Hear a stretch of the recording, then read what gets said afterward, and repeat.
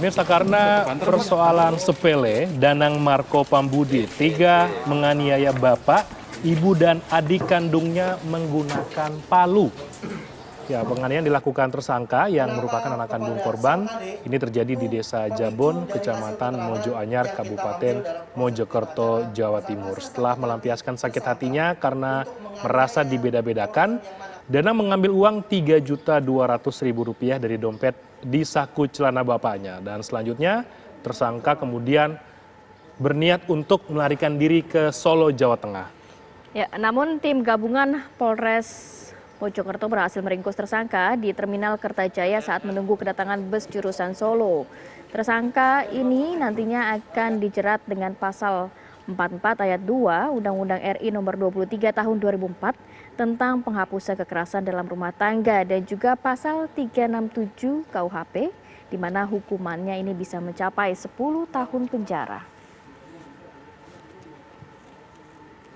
Ya, ini makin marak ya kasus-kasus seperti ini, ternyata penyerangan dari anak kepada orang tua kandung, benar sekali. Nah, kita untuk membahas hal ini, kita sudah bersambung, kita sudah terhubung dengan AKP Andaru Rahutomo, Kasat Reskrim Polres Mojokerto. Selamat pagi, Bapak.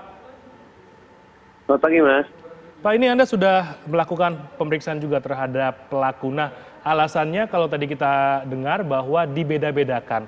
Nah, dibeda-bedakannya seperti apa, Pak? Sampai benar-benar tega melakukan penyerangan kepada orang tua dan adiknya dengan palu bahkan.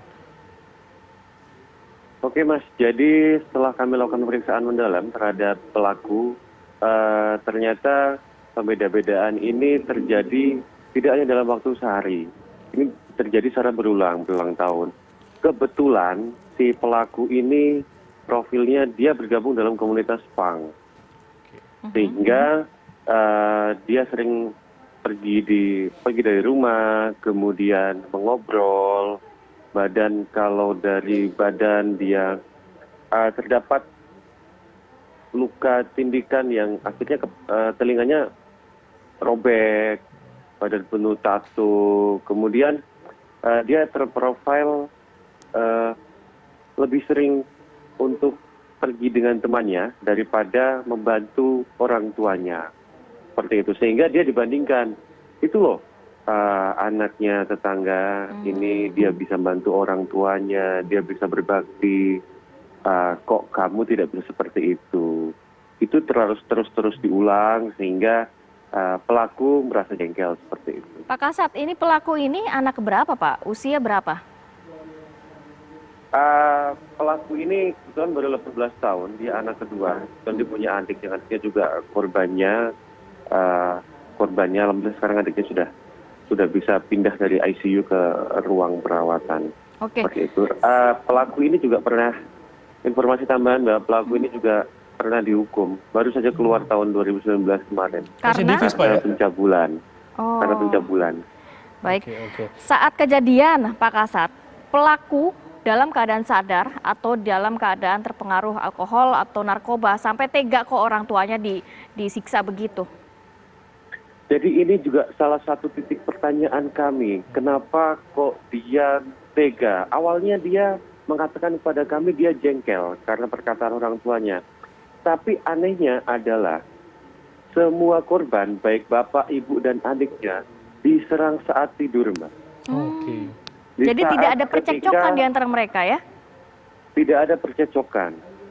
Kami runut, ternyata sorenya dia baru mendapatkan teguran dari ibunya, masalah kesehariannya. Kemudian sekitar jam 10 dia disuruh orang tuanya untuk memberikan makanan. Setelah memberikan makanan, jam 11 dia ngopi, jam 10 dia ngopi, kemudian jam 11 dia pulang. Setelah itu dia mendengarkan musik. Santai sekali mendengarkan musik. Di rumah, satu rumah dengan keluarganya, bapak ibunya. Namun tiba-tiba jam 1 dia mengambil palu yang ada di belakang rumah, langsung memukul kepala dari orang tuanya, bapaknya, ibunya. Dan kami sedikit mendapatkan berita duka, Mbak, tadi malam. Ibunya harus dirujuk ke Dr. Sutomo dan informasinya harus diangkat mata sebelah kanannya, Mbak, karena mengalami cedera yang cukup parah. Kami turut prihatin, Pak. Jadi memang ini sudah direncanakan Pak ya dari pelaku untuk melakukan aksinya Pak ya? Saya kira ini bukan tindakan yang tiba-tiba, bukan sekonyong-konyong karena perkataan atau apa, karena dari posisinya orang tuanya semuanya sedang tidur. Apakah memang Jadi, ada kami niatan rasanya motif direncanakan. ekonomi juga Pak? Karena kan ada uang juga kemudian yang diambil dari saku Ya, orang tuanya. ya, betul. Ada uang sebesar 3.200.000 yang dia ambil dari dompet orang tuanya dan itu digunakan untuk membeli baju, sepatu di toko dan modal rencananya akan pergi. Seperti itu. Tapi alhamdulillah masih banyak teman-teman kami yang peduli sehingga menginformasikan keberadaan pelaku dan kami bisa menangkapnya dengan cepat sebelum yang bersangkutan pergi. Pak Kasat, sudahkah ada perasaan menyesal dari pelaku? Atau mungkin pelaku merasa itu bukan hal yang perlu disesali? Sampai terakhir kami kemarin melakukan interogasi terhadap pelaku masih merasa kalau saya ini dibedakan, saya ini dibandingkan. Tapi kalau menurut saya sendiri, ya memang perilaku anak ini sendiri yang tidak bisa dicontoh, Mbak. Orang tua sudah mendidik, malah dia keluar, dia nongkrong. Iya. status Jadi nantinya hidup pasal tubuhnya, berlapis ya. yang akan dikenakan ya Pak ya? Ya, kami kenakan pasal 44 ayat 2, Mbak. Ya. Karena ini KDRT juga kami kenakan 365, kemudian kami juntukan ke 367 karena pencurian ini terjadi di lingkup rumah tangga, seperti itu. Baik, terima kasih AKP Andoaru Rahutomo, Kasat Reskrim Polres Mojokerto atas informasinya di Apa Kabar Indonesia Pagi hari ini.